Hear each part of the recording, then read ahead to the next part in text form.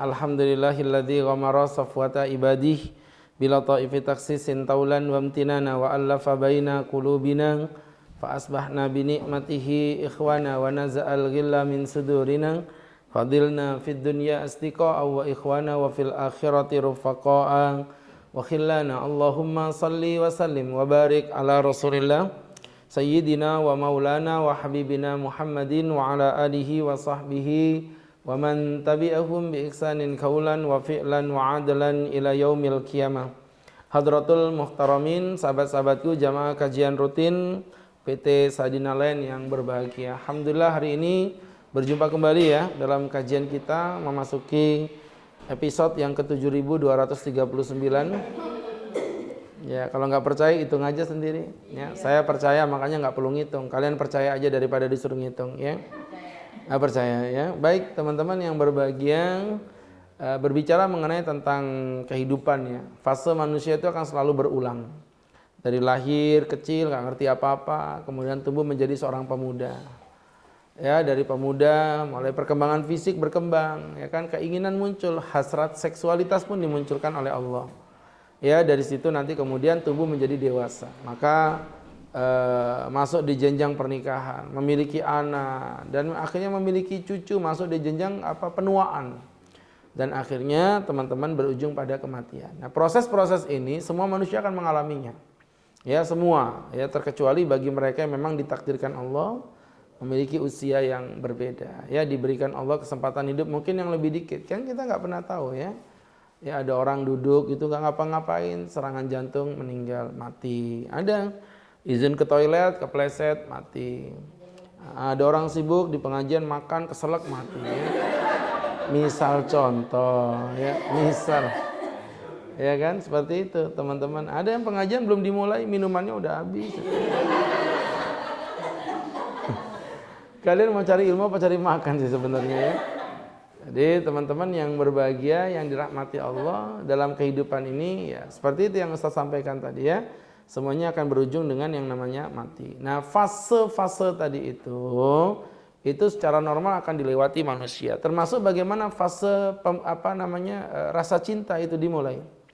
Hasrat seksualitas itu sudah ada teman-teman ya. Nah, sehingga Islam itu tidak menganggap seks itu perbuatan yang menjijikkan atau perbuatan jorok, tidak. Seks itu perbuatan yang suci, asalkan diikat dengan cara yang benar. Nah, disitulah Islam menghadirkan yang namanya pernikahan sebagai solusi agar cinta ini bisa sesuai dengan kehendaknya Allah Subhanahu wa taala. Maka teman-teman yang dirahmati Allah, apabila bahasanya itu sudah ada rasa sayang, rasa cinta. Nah, ini jangan sampai nanti jadi sesuatu yang salah. Makanya kan Ustaz sering bilang gitu ya, bila ingin melihat ikan di dalam kolam, tenangkan dulu airnya sebening kaca. Ya, jika memang mata sudah tertuju pada gadis pendiam, caranya memang tak sama sih dengan menggoda darah lincah begitu ya. Jadi teman-teman yang tidak gaul tidak paham dia ya. Jadi teman-teman yang dirahmati Allah Subhanahu wa taala, maka ada cara-cara yang harus ditempuh. Nah, disitulah Islam memberikan solusi dengan yang namanya pernikahan, bukan dengan yang namanya pacaran. Kenapa teman-teman yang berbahagia? Sekarang begini aja, apa sih alasannya orang berpacaran gitu? Semuanya pasti akan terbantah dengan syariat. Semuanya teman-teman. Satu misalnya, oh ya Tat, saya berpacaran ini niatnya murni karena menjadi jalan menuju pada pernikahan. Jadi saya ingin tahu nih calon saya siapa. Kalau memang tujuan berpacaran itu adalah ingin mengetahui calon suami Anda, saya pikir itu tindakan yang sangat bodoh sekali. Kenapa Pak Ustadz? Oh ya, karena mohon maaf, Anda mau cari suami dengan cara berpacaran. Padahal ini dua alam yang berbeda. Orang yang pintar jadi pacar belum tentu pintar menjadi seorang suami. Ya, karena pacar hanya memberikan khayalan, sedangkan suami memberikan kepastian. Ya, jadi teman-teman yang dirahmati Allah Subhanahu wa taala. Jadi nggak nyambung satu. Nomor dua lagi, Pak Ustadz, ya namanya berpacaran ini biar ada motivasi dalam hidup. Bohong. Itu namanya motivasi dalam alam maya. Anda dihalusinasikan dengan sesuatu yang nggak ada. Motivasi sesungguhnya itu istri atau suami, bukan seorang pacar ya. Kenapa? Karena nggak ada ikatan apapun. Yang ada ketika Anda dimotivasi oleh pacar Anda semangat belajar, Anda semangat bekerja, itu cuman khayalan. Karena suatu ketika dia akan pergi meninggalkan kita di saat kita sedang terluka yang jauh lebih parah dari motivasi apa yang dia berikan kepada kita. Ya teman-teman, mohon maaf ya, selama belum terjadi akad jual beli, ya, yang namanya customer masih memiliki pilihan untuk melanjutkan akad atau tidak. Jadi kalau dia cuma ngomong, aku mau beli rumah, jadi marketing, jangan baperan. Nanti kalau dia nggak jadi beli, sakit hati. Nah seperti itu, orang berpacaran tuh selama belum akad itu belum ada apa-apa ya. Ada lagi yang bilang, Pak Ustadz kami pacaran tapi pacaran kami itu pacaran Islami. Kata-kata pacaran Islam itu sama kayak khomer Islami, sama kayak zina syariat gitu ya. Itu namanya tindakan bodoh. Nggak ada pacaran Islami. Coba tunjukkan pacaran itu ngapain sih, saya mau tanya. Coba dimulai dari, mohon maaf ya, berzina udah pasti haram. Apa contohnya? Nggak berzina sih, cuman duduk-duduk aja mojok gelap-gelapan. Itu namanya kholwat, dan kholwat itu juga diharamkan. Oh saya nggak berkholwat rame-rame, cuman pegangan tangan, nyentuh wanita yang bukan mahramnya juga diharamkan. Apalagi coba sebutin aja, saya nggak nyentuh, saya nggak ketemu, cuman WhatsAppan aja, tetap aja mengganggu hati Anda dari mengingat Allah Subhanahu wa taala. Oh pasti itu ya teman-teman. Allahu Akbar. Kenapa ya bebek nggak WA aku? Selama 2 pekan terakhir nih kenapa dia nggak WhatsApp, ya kan? Apakah dia sudah tidak mencintaiku? Padahal bukan karena cinta, pulsa nggak ada, ya, nggak ada pulsanya. Jadi teman-teman yang dimuliakan Allah, itu semua adalah sesuatu yang sia-sia. Maka berangkat dari situ ya teman-temanku yang dirahmati Allah Subhanahu wa ta'ala, banyak dalam kehidupan ini sesuatu yang tidak pasti. Loh, contoh beginilah, Ustadz nih ya, mohon maaf nih, ngasih istri. Anggaplah kalau uang nafkah itu per bulan, contoh misal sebut aja di angka 10 juta. 10 juta kali setahun itu kali 12 bulan berarti 120 juta. Kalau anggaplah Ustadz menikah udah 10 tahun aja, berarti udah 1,2 M uang yang Ustadz berikan ke dia. Gitu loh teman-teman. Jadi wanita tuh mahal di mata Allah. Ini enggak. Jadi pacar itu ya Allah, kasihan banget. Cuman dikasih coklat, Happy Valentine, ini kamu keren banget sih. Itu juga coklat yang mau kadaluarsa. Ya kan? Jadi teman-teman yang berbahagia, Masya Allah kasihan banget ya, murahan tuh jadi cewek begitu, gak punya harga diri, ya kan? Kalau wanita solihah itu mahal, em-eman untuk bisa menyentuh tubuhnya, tapi kalau wanita yang kayak gitu tuh ya murahan, begitu. Teman-teman yang berbahagia yang dirahmati Allah, maka Islam memberikan solusi bukan dengan berpacaran, tapi dengan apa yang disebut dengan khitbah, ya. Maka khitbah diperbolehkan di dalam Islam. Perhatikan, orientasinya itu cuman ingin mengetahui kerelaan dari pihak perempuan yang dipinang. Jadi cuman pengen tahu aja nih perempuan iya nggak sih gitu ya. Sekaligus sebagai janji bahwa pihak laki-laki serius akan menikahi perempuan. Jadi 2 sisi. Pertama, apakah lakinya serius? Karena kalau belum dipinang, mohon maaf ya, itu perempuan jangan kegeeran. Berarti dia nggak punya komitmen dong. Ingat ya, laki-laki yang hebat itu adalah laki-laki yang datang ya, yang datang ke orang tuanya dengan penuh komitmen. Bukan laki-laki yang cuma datang membawa mawar, tapi datangnya untuk siap melamar, begitu. Jadi teman-teman yang dimuliakan Allah Subhanahu wa taala gitu, datang dia, "Pak, saya mau menikah dengan anak Bapak." Bu, kata bapaknya, "Kau punya apa berani ngelamar anakku?" Kau punya harta? Tidak, Pak. Kau punya mobil? Tidak, Pak. Punya apa kau? Punya bayi di kandungan perut Bapak, dihajar. Dihajar memang itu ya. Jadi teman-teman yang dimuliakan Allah Subhanahu wa taala, maka khitbah tujuannya 2. Ingat, 1, ingin mengetahui hati perempuan apakah dia mau menjadi istri kita atau tidak. Yang kedua, bukti komitmen seorang laki-laki benar-benar serius mau nikah atau tidak. Ya, jadi artinya sebelum ada lamaran itu cuman palsu. Nah, untuk syaratnya ada beberapa poin. Yang pertama, teman-teman yang berbahagia adalah dilakukan atau dilamar tadi wanita yang perawan, 1, atau janda yang sudah habis masa iddahnya. Jadi artinya kalau janda yang belum masa iddahnya berakhir, kenapa tuh janda-janda itu, woi? Ya, kalau janda yang masih belum berakhir masa iddahnya haram dilamar. Nggak boleh. Masa iddah itu berapa lama, Tat? Beda-beda ya. Tapi kalau secara global begini, yang ditinggal suaminya pergi, artinya suaminya menceraikan dia, masa iddahnya 3 kali haid. Kalau misalnya sudah menopause atau betul-betul nggak bisa haid lagi, berarti masa iddahnya 3 bulan. Kalau dia hamil waktu dicerai, jadi mencerai wanita hamil itu boleh, Pak Ustadz? Boleh. Jadi wanita hamil dicerai itu di dalam Islam hukumnya boleh. Masalah adab etika itu masalah lain ya. Tapi kalau masalah apa namanya adab etika gitu ya, artinya kalau nggak beradab ya ngobrol di pengajian mudah-mudahan hamil ya. Jadi teman-teman yang dirahmati Allah Subhanahu wa taala, adab etikanya ya mbok yo. Ya, tahu yo mbok yo itu ya. Bahasa Inggrisnya itu yes mother yes. Yes, yo, mbok, mother, ya kan? Yes, mother, yes, yo, mbok, yo. Ya. Nggak ngerti bahasa Inggris ya? Ya, yo, mbok, yo, semestinya kalau bisa ya habis melahirkan. Tapi kan namanya orang kalau udah benci ya gimana ya? Aku cerai kamu, berarti masa iddahnya itu sampai anaknya lahir. Lama itu, ya kan? Bisa lama, bisa cepat sih. Kalau kondisinya misalnya contoh ya, baru Mas, alhamdulillah Mas, aku punya kejutan buat kamu. Apa deh? Aku hamil. Si suami kaget karena dia dari lokasi kan. Loh, kok bisa hamil? Lah, kan online Mas, ya. Jadi teman-teman, anaknya di-download. Dia lupa ngedelete. Akhirnya jadi virus. Teman-teman seperti itu gambarannya ya. Masya Allah. Teman-teman dengerin Ustadz dalam kondisi semikian, suaminya marah menuduh kamu udah berzina. Tidak Mas, ini tidak seperti yang kamu bayangkan. Subhanallah, itu film Indosiar terbaru. Ku menangis, begitu ya. Baik teman-teman yang berbahagia, yang dirahmati Allah, itu tadi poin yang ketiga ya, ketika wanita ditinggal diceraikan dalam kondisi hamil.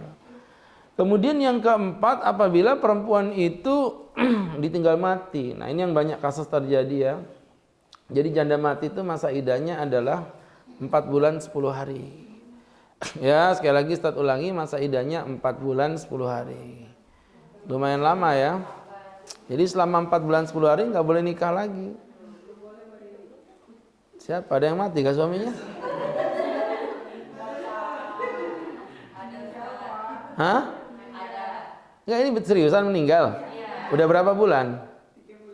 Oh, belum boleh berarti, sabar.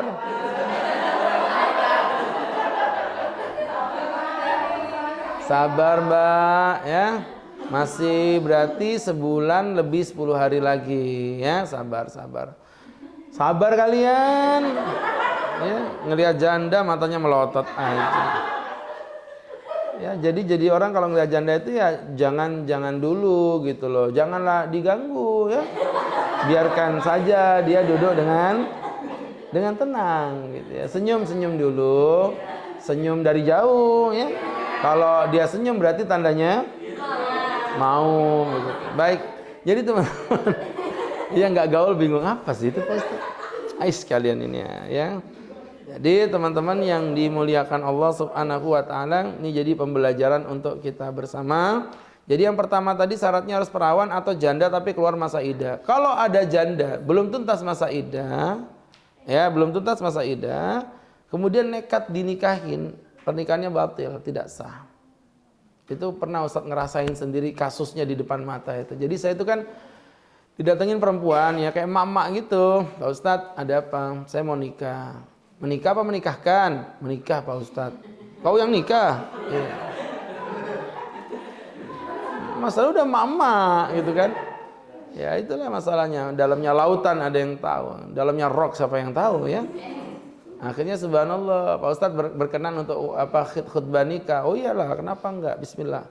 Nanti yang menikahkan dari Kemenak. Iya Pak Ustadz. Ya sudah nanti saya datang saya ceramah. Nah pas saya ceramah itu kok dilala. Saya ini kan orang itu gimana ya namanya banyak yang saya tuju ya. Banyak tempat yang saya hadirin. Jadi saya tuh kayak agak-agak gimana gitu. Bu mohon maaf ini sudah selesai akad nih. Lagi makan soto Banjar gitu kan. Soto Banjar. Jadi ketika lagi makan soto Banjar yang ada perkedelnya gitu kan. Kecampur airnya tuh kayak antar lunak di mulut tuh set gitu ya. Pakai telurnya telur bebek lagi, masya Allah gitu. Ya gurih gitu, ayamnya memang kampung. Pakai diperes jeruk nipis yang kecut gitu. Ya. Makannya di pinggir pantai. Kena tsunami meninggal dunia. Baik. Jadi teman-teman yang berbahagia, lagi makan, Ustaz tuh gini, Bu sini Bu, apa Tat? Aku kok kayak pernah kesini ya. Terus dia ketawa, Ustaz ini memang suka bercanda. Ya iyalah Ustaz kesini, kan Ustaz yang nyolatin suami saya. Umma aing. Kok masih perasaan masih ingat, berarti itu kayaknya nggak lama Bu. Ibu udah masa idah kah? Udah Pak Ustaz. Berapa lama masa idah kau? 40 hari. Woi, 4 bulan 10 hari. Diambil pucuknya 40 hari. Dasar janda kegatelannya. Jadi subhanallah, sabar. Akhirnya subhanallah. Jadi gimana nih Tat? Pernikahan kalian batil. Tapi buku nikah sudah ada Tat. Itu administrasi, tidak ada urusan. Sini buku nikah aku pegang dulu. Yang aku pegang dulu, nanti kalau masa idah udah berakhir. Kan ini udah berapa nih, 40 hari. Padahal tadi 130 hari. Berarti kurang berapa tuh? 90 hari. Jadi kamu nunggu 3 bulan lagi. Lakinya gini, Pak Ustaz.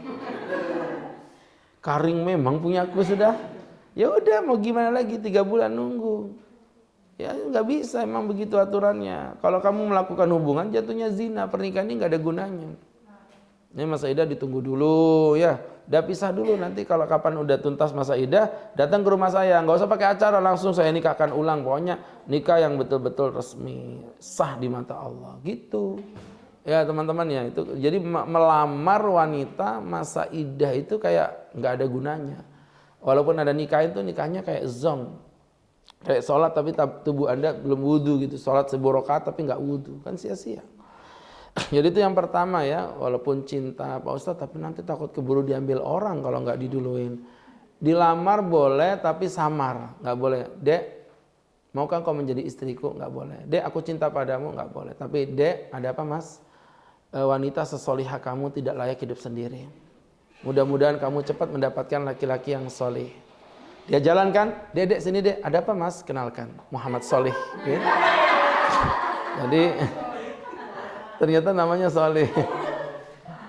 Ya seperti itu, diberi sindiran. Ya Allah Dek, kamu tahu nggak malam ini gelap gulita, nggak ada bintang. Mungkin mendung kali Mas, bukan. Bintangnya ngumpul di matamu. Hai, ya seperti itu, subhanallah. Ya mudah-mudahan jodohmu itu seorang laki-laki yang baik begitu. Pakai baju merah, sarung putih.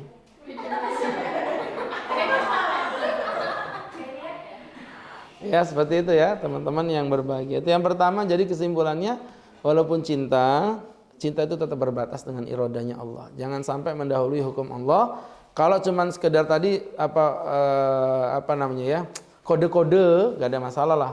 Kode-kode gitu. Nanti kalau kamu udah selesai idah, mudah-mudahan ada laki-laki yang cepat menikahi kamu Dek ya. Itu kalau perempuannya pintar kan ngerti maksudnya itu bahwa dia yang akan mau melamar gitu ya. Seperti itu gambarannya. Kemudian yang kedua, teman-teman yang dimuliakan Allah Subhanahu wa taala, perempuan itu bukan mahram dari laki-laki tersebut ya. Artinya kalau cinta, walaupun cinta dengan mahram tidak diperbolehkan. Pak Ustadz, dengan mahram tuh kayak kakak adik gitu Kak. Ya gak sudilah aku nikah sama adikku sendiri. Entar dulu, setan gak bego. Loh iya, setan itu enggak bego. Enggak. Setan itu enggak bego ya. Jadi teman-teman, kenapa sih kalian ini? Kan betul, setan itu enggak bego. Bego ya. Jadi teman-teman yang dirahmati Allah Subhanahu wa taala, setan tahu lah kalau kalian nikah sama adik itu kayaknya mustahil. Nikah sama mama itu enggak mungkin lah. Tapi mohon maaf teman-teman, setan itu pintar. Ada beberapa yang mahram tapi enggak kelihatan kayak mahram. Ya, teman-teman yang berbahagia yang dirahmati Allah. Contoh nih, kalau kita mau ambil contoh ya, kasus pernikahan dengan saudara sepersusuan. Itu enggak kerasa. Saya pernah nemuin kasusnya itu waktu itu Ustadz lagi di Samarinda ya. Jadi si laki perempuan ini sekampung, terus yang laki ini Jakarta jadi pengusaha, yang perempuan ini di Sumatera jadi dokter spesialis. Pulang kampung ke Samarinda lagi kan, pas itu ketemuan jatuh cinta, mereka pun berkenan menikah. Dan mereka itu kayak adat gitu ya, kunjung ke rumah orang tua gitu. Ditanyain sama kai, kamu anaknya siapa? Anaknya ini mbah, anaknya ini. Loh jangan, kamu ini semahram. Hah? Kakek bercanda. Mahram apa? Aku bukan nama dia, bukan keluargaan. Enggak, kamu dulu mamamu meninggal, kamu masih kecil kan? Iya mbah, kamu dulu disusuin sama mamanya ini. Itu mbah ini almarhum dulu saksinya. Ya udah nggak bisa menikah, forever, selama-lamanya. Akhirnya subhanallah dipisahkan, nggak jadi nikah, padahal itu udah hampir pernikahan teman-teman. Nah itu yang seperti itu ya, makanya hati-hati. Atau mungkin kadang-kadang yang mahramnya semi-semi nggak kelihatan tuh biasanya siapa ya? Biasanya itu kayak model mama tiri dengan anak tiri. Itu kasus-kasus seperti itu banyak terjadi. Contoh ya teman-teman ya, misalnya contoh Ustadz itu punya seorang jamaah gitu ya. Beliau itu cerita, gini aja udah saya cerita langsung aja. Ada seorang perempuan tua tapi kaya raya. Sebut saja namanya Mbok Rondo. Mbok Rondo ini jatuh cinta dengan laki-laki, ganteng tapi miskin, gak punya kerjaan. Sebut saja namanya Bronis, alias Berondong manis. Ya. Kalau macam Ustadz ini kan udah beda usia, berarti brosuk, berondong. Sukses, busuk.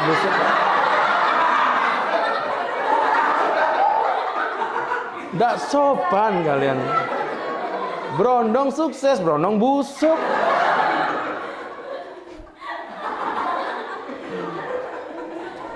Ngajak kelahi kalian ini. Jadi teman-teman yang berbahagia, apa yang terjadi teman-teman yang berbahagia, akhirnya menikahlah dengan siapa tadi? Bronis, ya kan? Sampai di sini umurnya jauh banget, jangan ditanya. Yang laki mungkin umur 25 gitu, yang ibu-ibu udah 60-an lebih. Udah tua banget gitu. Tapi mereka kan sama-sama jatuh cinta. Apa salahnya si Mbok Rondo jatuh cinta dengan Bronis, si Bronis juga jatuh cinta dengan duitnya Mbok Rondo, ya kan? Sama-sama cinta gitu. Akhirnya mereka pun menikah. Qadarullah sesuai dengan yang diperkirakan, Mbok Rondo mati duluan. Aha. Ketawanya begini. Itu ketawa jahat itu ya. Akhirnya apa yang terjadi? Si Bronis pun menggugat ke pengacara. Pak, saya kan suaminya, Mbok Rondo udah meninggal, saya mau nuntut warisan saya. Kata si pengacara, oke dibagikan, tapi syaratnya harus menghadirkan anak. Kagetlah Bronis. So, jadi selama ini Mbok Rondo punya anak, ada di Jawa dari mantan suaminya yang dulu. Akhirnya kata pengacara, udah daripada kamu nggak dapat sama sekali, datangkan aja anaknya. Didatangkanlah anak ini dari Jawa. Nah mereka bertemu, ini anak dari Jawa ini ya sebut saja namanya cabe-cabean. Ya. Akhirnya mereka saling bertatapan ketika bagi warisan, bukannya cuma berbagi harta, mereka juga berbagi cinta. Akhirnya mereka pun saling jatuh cinta dan akhirnya mereka menikah. Teman-teman sepintas kayak biasa-biasa ya, padahal sebenarnya itu mahramnya. Karena itu kan bapak tirinya. Bapak tirinya itu. Dan si cabe-cabean itu anak tiri. Walaupun seumur ya. Mungkin kalau dibedain gitu si Bronisnya mungkin umur 27, si cabe-cabean mungkin 24. Ya ideal banget sih pernikahannya gitu. Cuman ternyata itu anak tiri dan itu mahram. Ya dan kalian tahu saya dapat cerita dari mana? Saya dapat cerita dari anak perempuan mahasiswi saya yang notabene dia tuh hasil pernikahan antara cabe-cabean dengan si Bronis. Coba bayangin. Mereka tuh menikah gitu. Jadi ini hasilnya sudah jadi anak, malah di hadapan saya itu malah anaknya. Nah disitulah saya bilang Masya Allah ya kita harus pisahkan ya. Pernikahannya batil. Tapi kan udah tua Pak Ustadz ya tetap bukan siapa-siapa. Jadi akhirnya ya si ibu ikut anak lakinya, si bapak ikut anak perempuannya, dipisahkan. Mereka memang bukan suami istri. Ya seperti itu ya, yang kayak begini ya namanya cinta. Lagi-lagi cinta yang tertolak karena syariat. Sama kayak tadi, cintanya saudara sepersusuan tadi, ya harus dekat. Karena cinta itu berbatas irodanya Allah, kehendaknya Allah. Sama seperti ini tadi, si Bronis dan cabe-cabean tidak bisa menikah, tidak bisa bersama lagi walaupun sempat menikah, dipisahkan, sudah punya anak gede-gede, udah tua ini. Ini bukan Bronis lagi, udah brosuk. Beronong apa? Ini busuk beneran sudah ini ya. Jadi teman-teman yang berbahagia yang dimuliakan Allah Subhanahu wa taala. Itu maksudnya begitu, Bu. Jadi teman-teman yang dirahmati Allah. Kemudian yang ketiga, perempuan yang dilamar tadi bukan perempuan yang sudah dilamar laki-laki lain. Haram hukumnya. Melamar wanita yang sudah dilamar laki-laki lain dan sudah diiyakan tentunya. Kalau belum diiyakan nggak apa-apa. Sana ada laki-laki melamar, Dek maukah kau menikah dengan aku? Ya mas, aku mau menerima kamu. Ya sudah, datang laki-laki lain, Dek mau nggak mau menikah dengan aku? Nggak bisa mengiyakan, hukumnya haram. Walaupun kalau dilawan ya memang sah-sah aja sih pernikahannya, tapi mohon maaf hukumnya dosa karena ada hati yang terluka. Bayangin aja, itu kalau bahasa anak muda apa itu namanya? Dia apa? Iya, di PHP jatuhnya kan. Misal contoh nih ada perempuan gitu Ustadz lamar kan, mau nggak kau nikah sama Ustadz? Mau lah Ustadz, saya mau banget. Udah, besoknya didatengin sama Mbak Im Wong. Dek mau nggak kamu nikah sama aku? Lah kan pilihannya antara Mbak Im Wong sama Wong Edan gitu kan. Jelas lah dia pilih siapa? Ustadz apa Mbak Im Wong?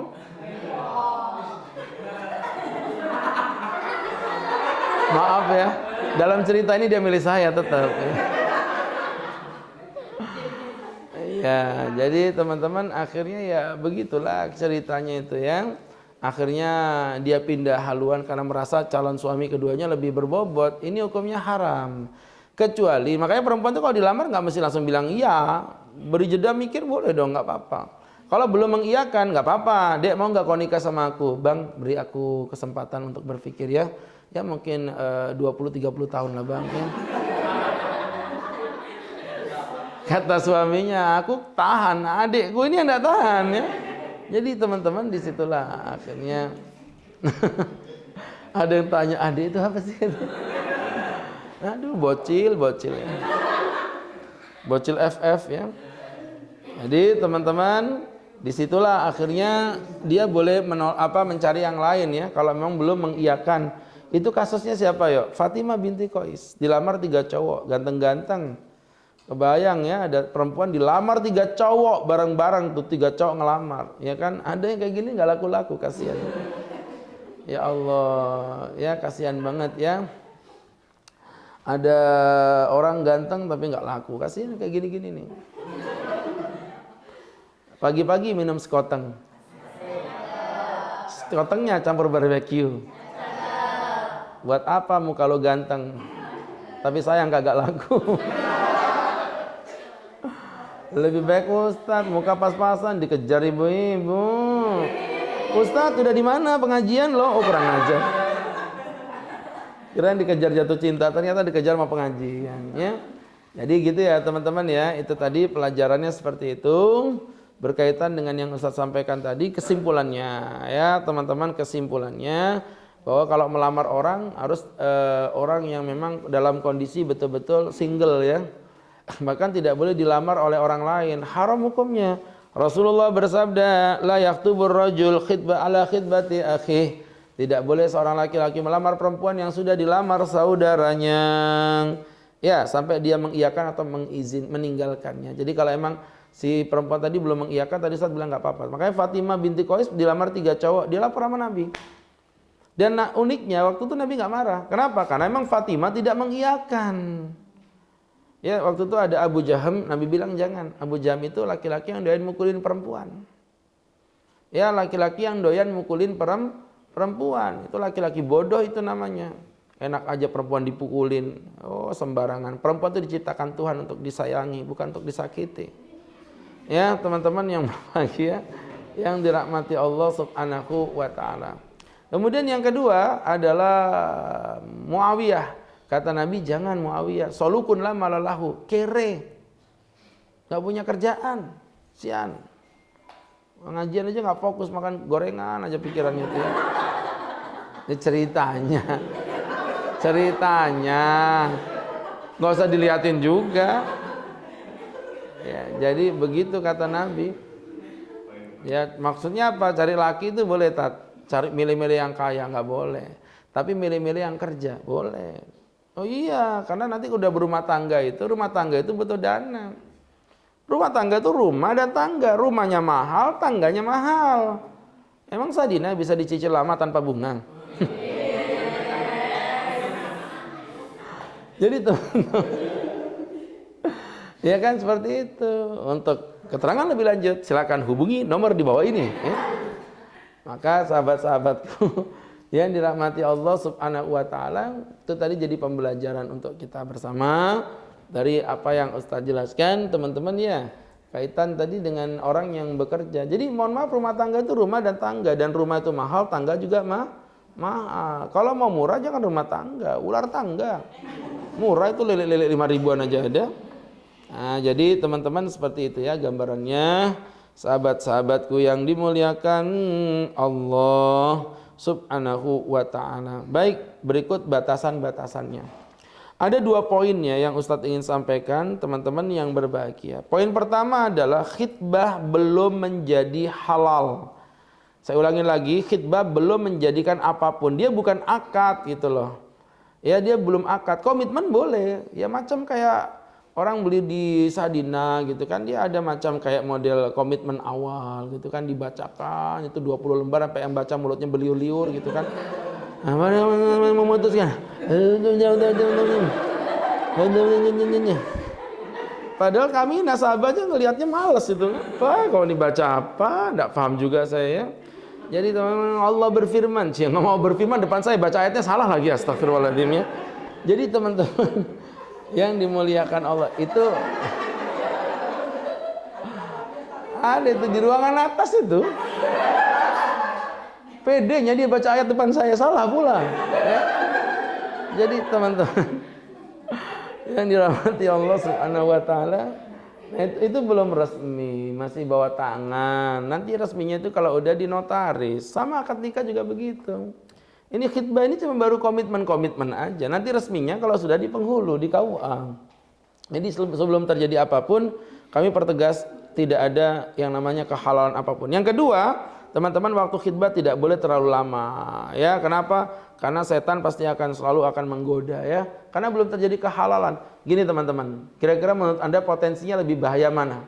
Saya dengan Anda bukan apa-apa. Terus kita berdua-duaan di satu ruangan. Ini sama-sama jeleknya nih. Kita bukan siapa-siapa, tapi kita berdua-dua di dalam ruangan. Saya nggak khilaf, ada kemungkinan zina, ada. Tapi lebih parah mana dengan kalau saya dengan calon istri saya sudah tukeran cincin, sudah komitmen keluarga. Kemudian kita berdua-duaan, lebih potensi zinanya lebih tinggi yang mana? Yang belum kenal apa yang sudah komitmen tadi? Itu lebih berbahaya. Paling nanti bisikan setan, udah apa bedanya sekarang dengan besok? Toh sama saja. Sama gundulmu situ ya beda lah.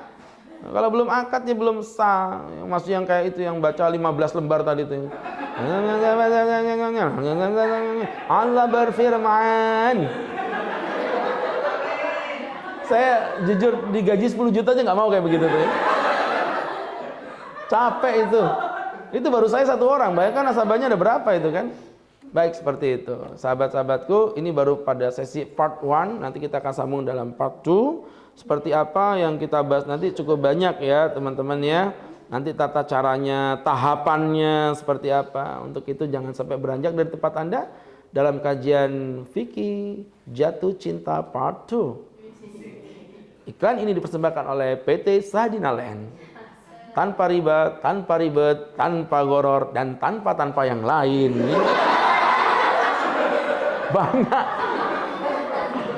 Banyak ini ya. Baik, seperti itu. Tapi kayaknya belakangan ini mungkin customernya makin dikit ya. Sampai kursi yang di sini dijual kayaknya udah.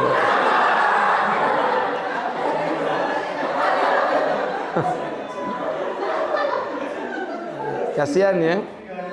Kayaknya lagi turun pendapatan seperti itu. Nanti lama-lama tinggal setengah lagi.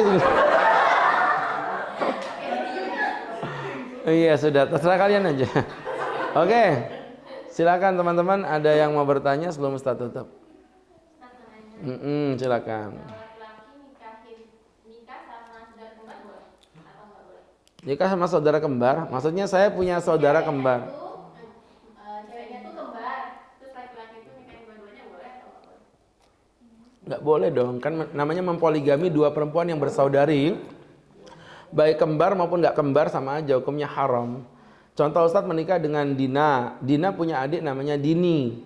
Ini mau kembar mau nggak kembar sama aja. Ustadz haram menikah sama si Dini. Ya kan, Dina ini nama pendek ya, nama panjangnya Dina Saurus ya. Sedangkan adiknya Dini, nama panjangnya siapa? Dini? Dini Amati. Ya. Seperti itu. Enggak boleh, hukumnya haram. Allah berfirman, "Wa anta jama'u bainal ukhtain." Dan engkau dilarang menggabungkan dua perempuan yang bersaudari. Illa ma qad salaf, kecuali udah kau cerai salah satunya. Enggak apa-apa. Ustaz nikah sama Dina. Ustaz jatuh cinta sama Dini, Ustaz cerai Dina. Akhirnya Ustaz tembak Dini enggak mau, selesai sudah.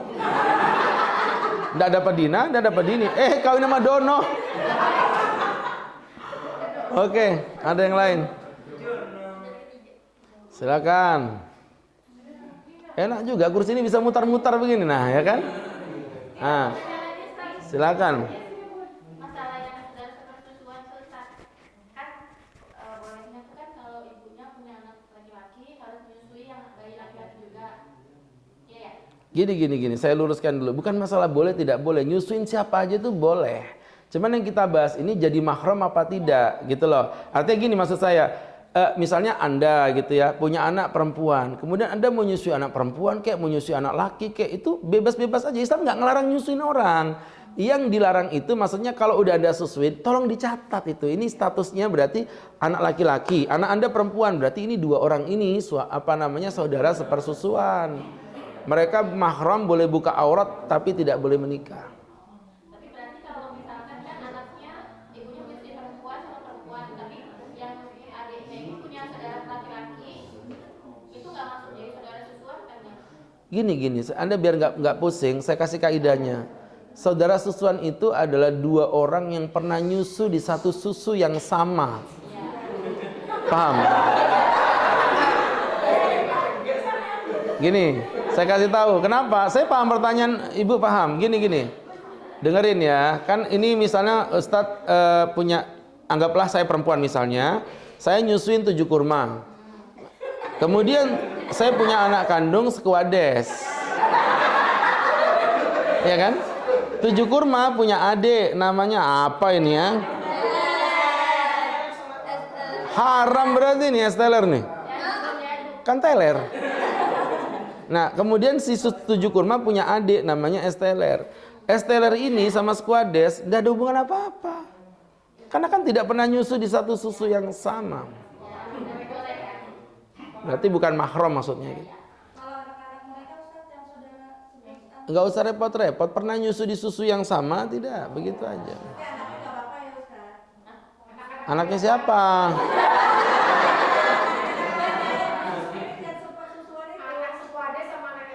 Gini, kalau anaknya 7 kurma sama Squades, ngapain pakai susuan? Yang nasab aja nggak apa-apa kok. Contoh, saya punya adik saya punya anak saya punya anak. Ini sama ini, itu bukan mahram, sepupu namanya.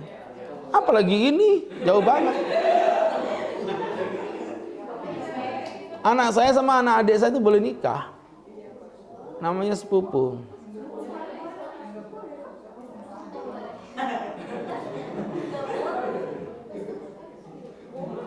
Lima. Ayo cepet. Mau jawab?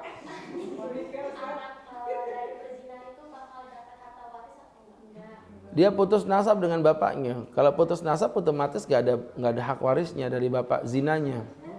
Ya, dia tidak dapat nasabnya ikut ke ibu. Dia tidak dapat. Cuma nanti masalah kalau bapak zinanya sadar, untuk cara ngakalinnya ya kalau gitu hartanya dihibahkan aja sebelum meninggal.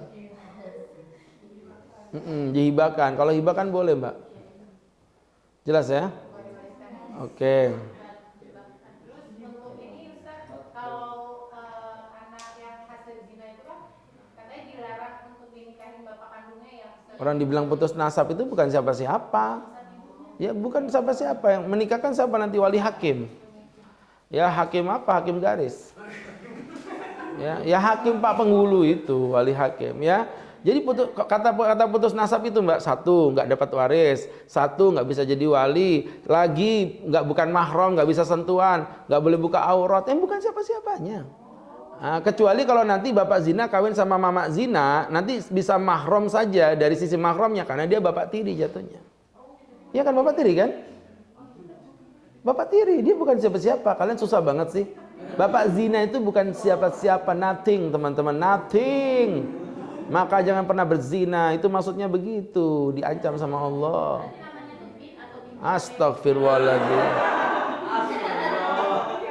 Bukan siapa-siapa, mbok kasih bin. Nanti bapaknya namanya Atang, binatang itu nanti ya. Bukan siapa-siapa. Kalau bukan siapa-siapa, otomatis jangan bawa nama bapaknya, nggak boleh. Lompat aja ke kakek dari jalur ibu, nggak apa-apa. Ya, tapi jangan nama bapaknya. Itu kalau kita ngomong hukum Islam begitu. Kenapa begitu kok ribet, Tat? Ya, namanya zina itu. Begitu. Diceramain malah ceramah. 4, 3, 2, 1. Silakan.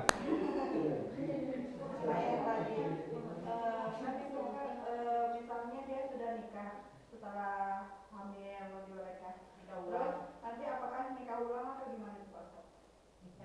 Ya, emang belum nikah, dia kan belum nikah itu tadi nikahnya batil kan?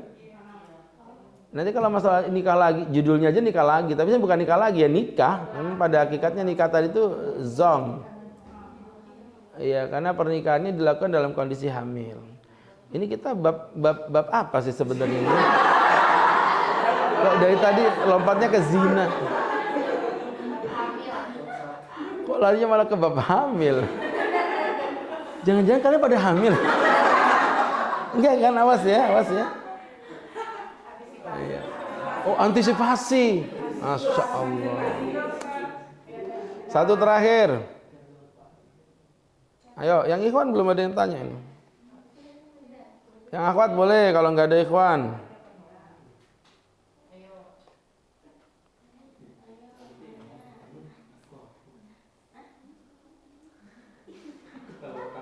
Silakan.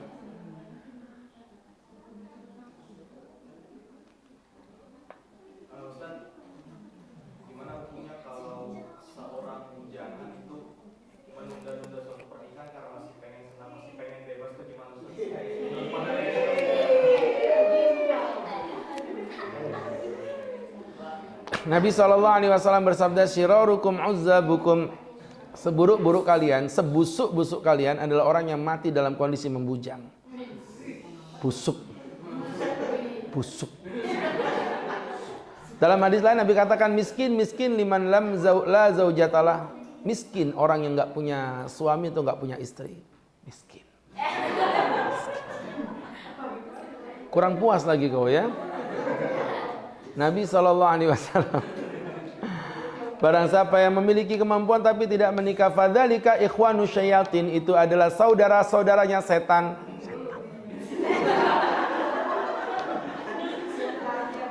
Masa kurang puas dengan penekanan dari Rasulullah ya? Satu-satunya alasan orang boleh menunda pernikahan itu cuma satu. Apa, Tat? Nggak laku. Sudah itu aja. Sudah berikhtiar, udah sharing di FB ya kan, sudah Big Sale gitu kan, tahu Big Sale diobral masih nggak laku juga ya, itu namanya qadarullah. Tapi kalau dia nggak mau dengan alasan yang tersebut tadi, ingin menikmati masa muda, dia belum tahu menikmati masa nikah.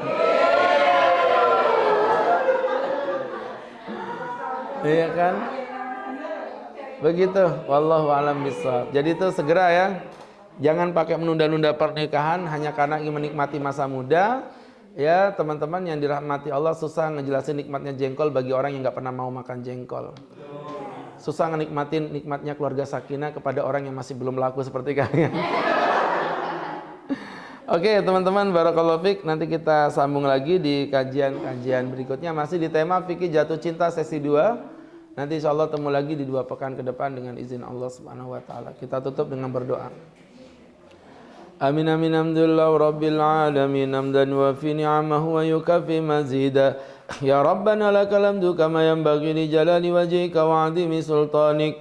Allahumma salli wa sallim wa barik ala rasulika Sayyidina Muhammadin fil awalin wal akhirin wa fi kulli waqtin wa in wa fil mala'il a'la ila yaumiddin.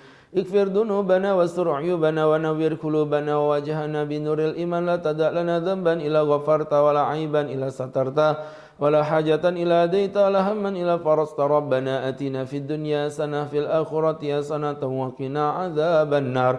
Wa sallallahu ala sayyidina Muhammadin nabiyil ummi wa ala alihi wa sahbihi wasallam warzuqna lahul mutaba'ati lahu zahiran wa batinan ya arhamar rahimin bi fadli subhanaka rabbika rabbil izzati amma yasifun salamun alal mursalin walhamdulillahi rabbil alamin.